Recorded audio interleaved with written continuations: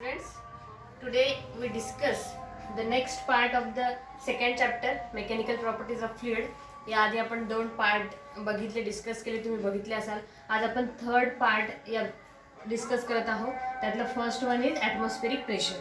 आपल्याला माहिती आहे अर्थ आहे आपली, अर्थच्या भोवती ॲटमॉस्फिअर एक एअर असते आणि ती एअर एक्झर्ट करते फोर्स, आणि त्या फोर्समुळे जो प्रेशर डेव्हलप होतो त्याला आपण ॲटमॉस्फेरिक प्रेशर असं म्हणतो. सपोज ही अर्थ आहे आपली, या भोवती काय आहे, एक फ्लुइड आहे. ती फ्लुइड म्हणजेच काय आहे, एअर. ओके, ही जी लेअर आहे atmospheric layer, he near about असते 8 किलोमीटर. त्यामुळे सपोज तुम्ही जर इथे उभे असाल, तुमच्यावर एक एअर कॉलम तयार होतो आणि तो एअर कॉलम फोर्स एक्झर्ट करते त्याच्या वेट एवढं, आणि तो फोर्स पर युनिट एरिया म्हणजेच काय आहे, ॲटमॉस्फेरिक प्रेशर. त्यामुळे त्याला आपण असं डिफाईन करू की the atmospheric air exert a downward force. कशामुळे? Due to its weight, and the pressure due to this force is called the atmospheric pressure. Atmospheric pressure काय आहे मग? The pressure due to the force is called the atmospheric pressure. Force कोणामुळे? तर एअरच्या वेटमुळे. Atmospheric प्रेशरची एक value आहे, constant value. आपण त्याला denote करतो पी नॉट किंवा P0 नी. 1.01325 × 10⁵ pascal. Pascal is the unit of pressure. Okay, आता व्हॅक्यूम आपण नेहमी यूज करतो. आता जर ॲटमॉस्फेरिक प्रेशरपेक्षा जर कमी प्रेशर एखाद्या ठिकाणी असेल, एखाद्या सिस्टीममध्ये, तर त्याला आपण व्हॅक्यूम म्हणू. काय म्हणायचं? व्हॅक्यूम म्हणजे काय? The region where the gas pressure is less than the atmospheric pressure.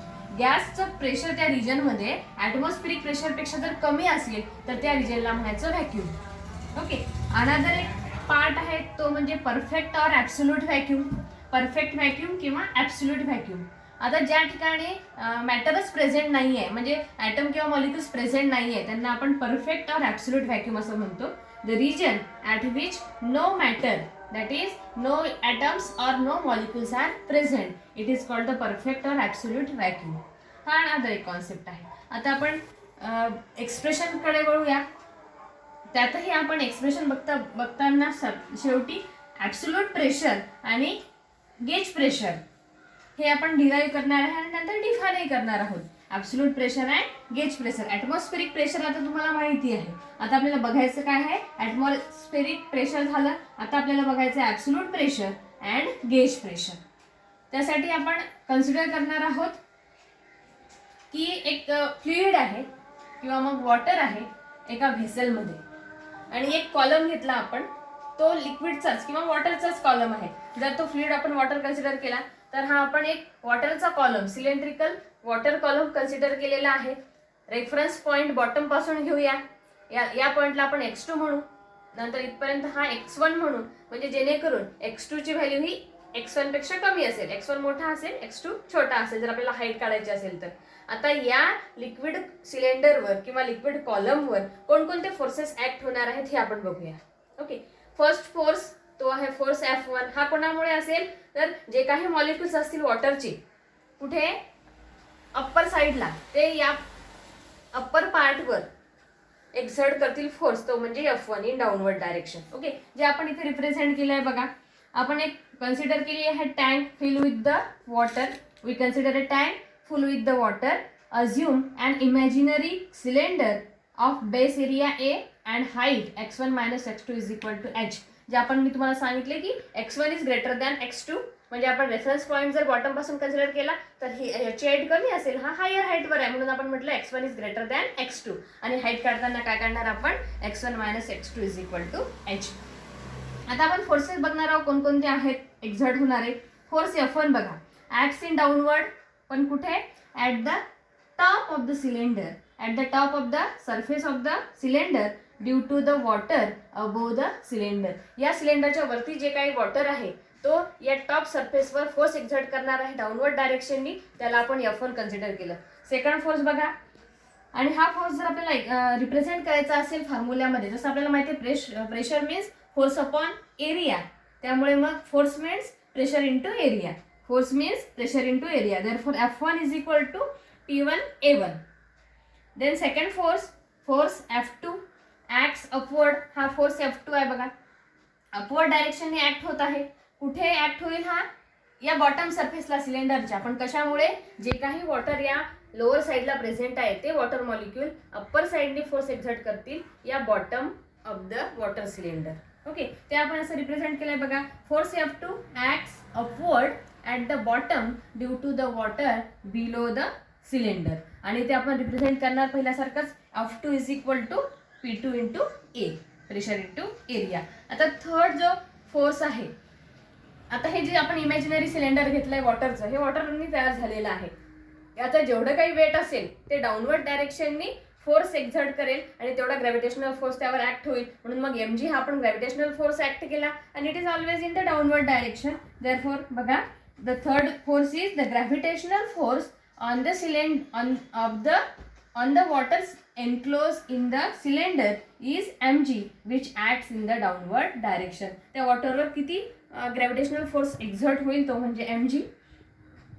Okay, आता जर आपण फिगर मध्ये बघितलं तर F1 हा फोर्स आणि mg म्हणजे ग्रॅव्हिटेशनल फोर्स हे दोन्ही डाऊनवर्ड डायरेक्शननी आहेत. फोर्स F2 हा अपवर्ड डायरेक्शननी आहे. जर आपण जेव्हा फ्लुइडचा अभ्यास करतो तेव्हा स्टेडी स्टेटमध्ये अभ्यास करतो, कारण की मोशनमध्ये अभ्यास करणं फार डिफिकल्ट जातं. त्यामुळे इक्विलिब्रियम किंवा स्टेडी स्टेटला या दोघांची ॲडिशन किंवा हे दोन फोर्सेस म्हणजेच काय F2. त्यामुळे आपण फ्रॉम फिगर घेऊया. From figure F2 is equal to F1 plus mg. या दोघांची डायरेक्शन डाऊनवर्ड आहे, याची डायरेक्शन अपवर्ड आहे. Therefore F2 is equal to m1 plus mg. F2 ची व्हॅल्यू आपण काढलेली आहे. F2 मीन्स P2 इंटू ए. F1 ची पण काढलेली आहे, P1 इंटू ए प्लस mg. आता बघा, m काढण्यासाठी आपण बघू की आपल्याला जी माहिती आहे, rho is the density. Density म्हणजेच mass upon volume, that is m upon v. आता आपण याला इथे मास काढायचा आहे. Therefore mass is equal to rho into volume. या दोघांचा प्रॉडक्ट घेतला, रो इंटू व्हॉल्यूम. व्हॉल्यूम मात्र कोणाचा आहे? सिलेंडरचा आहे. त्यामुळे सिलेंडरचं व्हॉल्यूम म्हणजेच काय? Cross sectional area into height. Cross sectional area A into height h. त्यामुळे मग इथे व्हॉल्यूमच्या ऐवजी काय घेतलं? a into h. A first ठेवला. एचची व्हॅल्यू म्हणजेच काय आहे इथे? x1 minus x2. आता हा मास इथे आपण पुट केला आहे. एमच्या जागेवर काय पुट केलं? रो ए जी x1 मायनस x2. जी आहेच, फक्त एमच्या जागेवर काय घेतलं? रो ए x1 मायनस x2. आता प्रत्येक टर्म मध्ये ए आहे, त्यामुळे ए ला आपण कॉमन घेऊन कॅन्सल केलं. राहिलं काय? P2 is equal to P1 plus rho g x1 minus x2. And this is the pressure exerted inside the liquid. जर तुम्हाला असा क्वेश्चन आला, what is the pressure? Pressure inside the liquid, ते किती असेल? P2 is equal to P1 plus rho g x1 minus x2. Okay, this is the expression for pressure inside the liquid. आता आपण next असाच point घेणार आहे. फक्त हा जो सिलेंडर आहे, इथला सिलेंडर फक्त शिफ्ट करायचा सरफेसवर. हाच सिलेंडर काय केला? सरफेसला शिफ्ट केला. तो बघूया. बघा, pressure at a depth h below the surface. सरफेसच्या बिलो हा झाला आपला सरफेस. ओके, सरफेसच्या बिलो, सरफेसच्या खाली डेप्थला किती खोली आहे, किती अंतर आहे सरफेस पासून? तर h एवढं अंतर आहे. तर या ठिकाणी फोर्स किती एक्झर्ट होईल हे आपल्याला काढायचं आहे. ओके, त्यासाठी आपण कन्सिडर केलं same concept. Consider liquid column, but कुठे आहे तो? At the surface of the water. आता हा सरफेसला घेतला. याआधी आपण तो इनसाइड द लिक्विड घेतला होता, आता तो आपण सरफेसला घेत आहे. जो आपला पॉईंट होता, जो आपला आतमधला सिलेंडर आहे, तो फक्त आपण वर सरफेसला शिफ्ट केलाय. ओके, देन वी हॅव, आता आपण जे डिस्कस केलं होतं, P2 is equal to P1 plus rho g x1 minus x2. हा फॉर्म्युला आपण इथे घेतलाय, जो आपण आधी एक्सप्रेशन मध्ये काढलाय. फक्त आता फरक बघा काय आहे. इथे आपण लिहित आहे P2 च्या ऐवजी P2 is equal to P. आपल्याला काढायचं कुठे आहे? इथलं प्रेशर काढायचं आहे ॲट डेप्थ. किती खोली आहे, किती डेप्थ आहे h या डेप्थला. त्यामुळे इथलं प्रेशर काढायचं आहे, म्हणून मग आपण P2 ला P असं कन्सिडर केलंय.